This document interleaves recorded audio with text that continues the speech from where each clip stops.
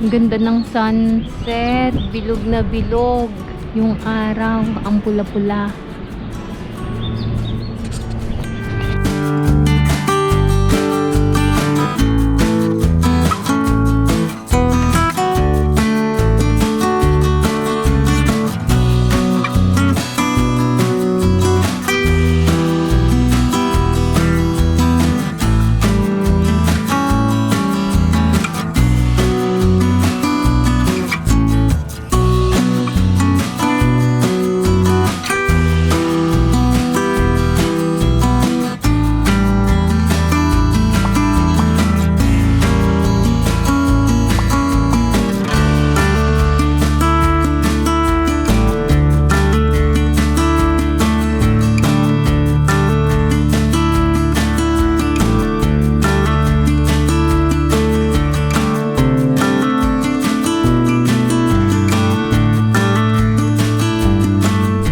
Good morning! Good morning! Kamusta kayong lahat?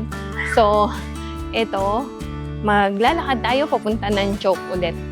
Sama ko na kayo. Alam ko, alam nyo na yung Choke, pero sama ko pa rin kayo. Malay nyo, iba na iba no? So, bale, bili lang kami ng sag.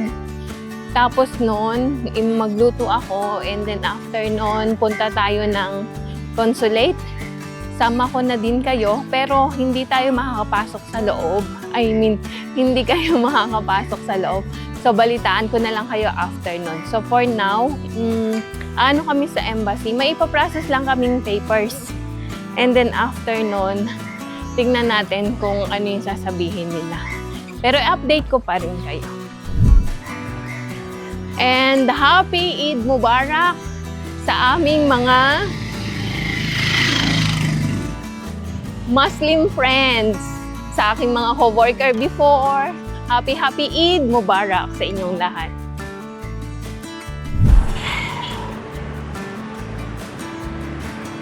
So, ayan, as usual, busy ang road na to. Palagi. Okay, tara. Lakad lang tayo. They say Ano? this road is usually busy, right? Main Yeah. road. But today empty. All they are going this side Why? because this side there is protest Ah. and Tilpune area, protester area. So they are going here. Ayun po. Ayun, may nagtanong kahapon regarding dun sa kaguluhan dito sa Nepal. Medyo malayo sa amin.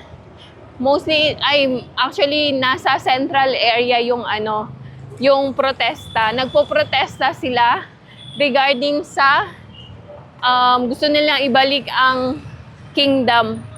Actually, yung kingdom na dissolve siya last 2009. Ay, hindi No. yata. 2008. 8-9. Before, kasi first step ko dito sa Nepal, 2009, wala na yung king. So, before 2009 pala. Mga ganon.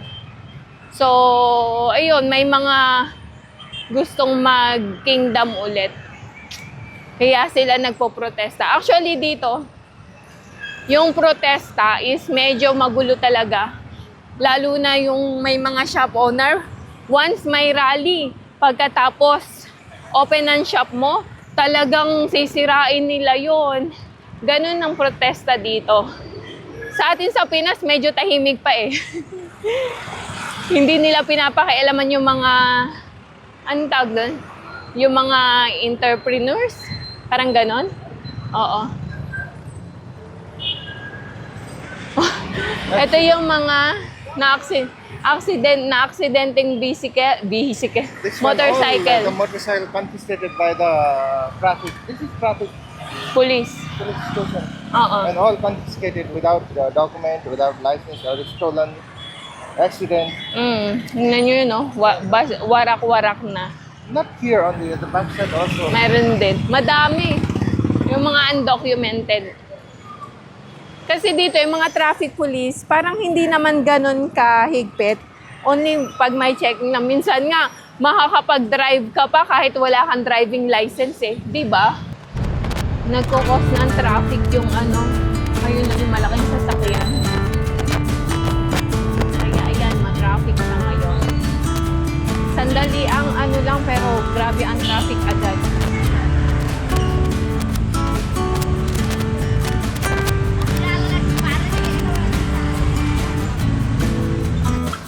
So, ito yung bahay na nag-invite sa amin para sa Pasni.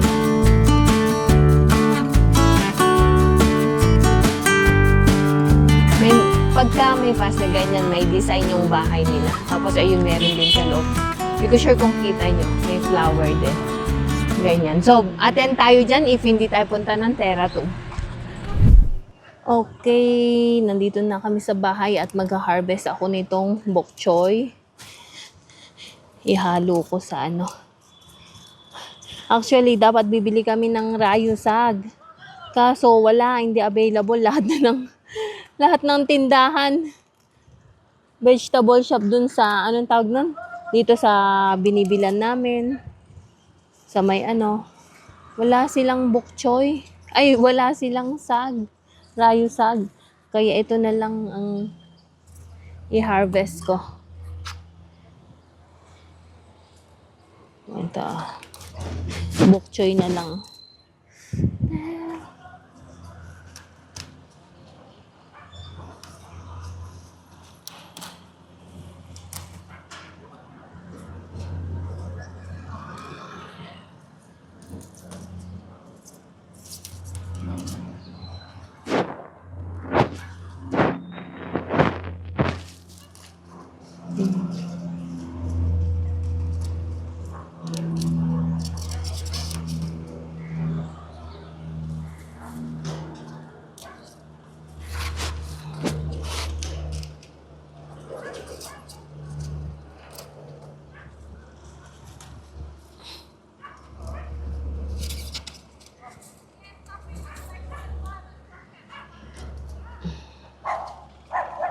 Okay na siguro to.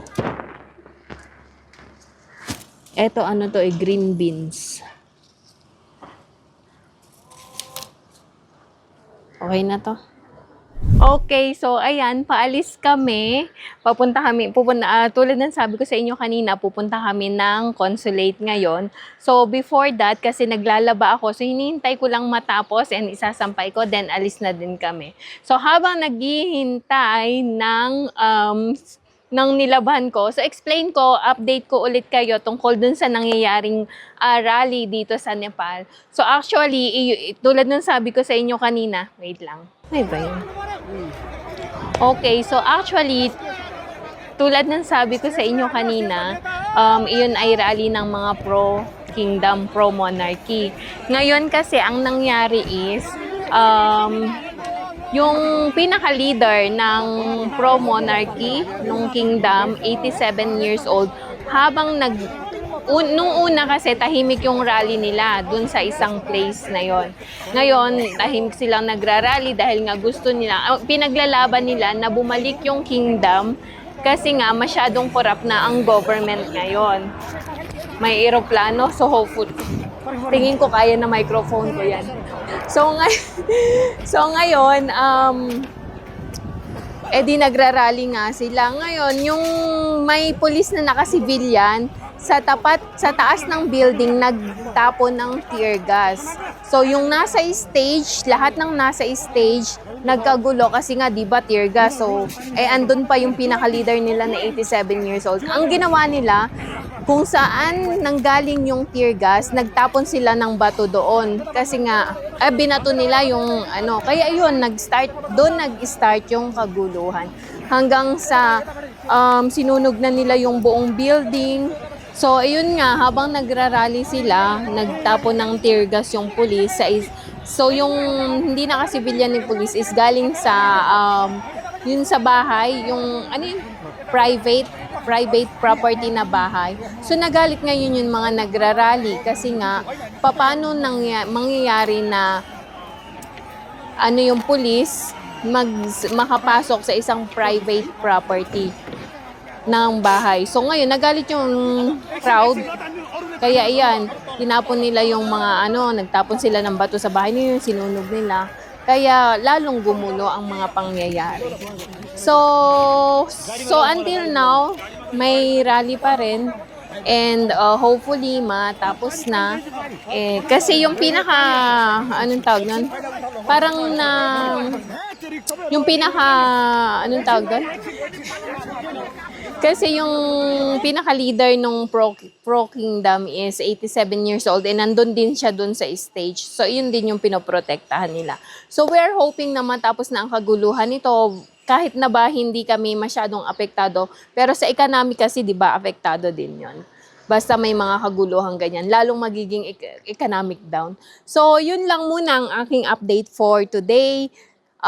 Balitaan ko kayo mamaya. So, ipanibagong vlog ko na ang pagpunta namin ng consulate kasi medyo mahaba na ang vlog na to.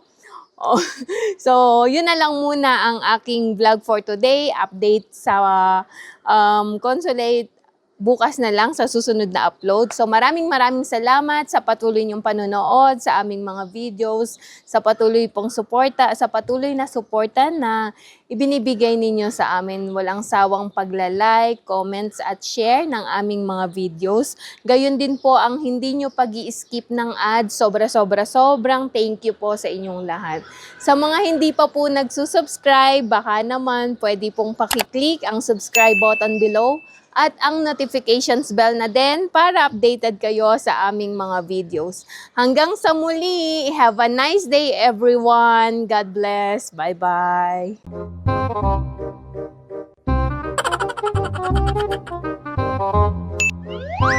Ginagawa mo! If you like this video, please consider subscribing to our YouTube channel, SL Nepal. Thank you for watching. Have a nice day.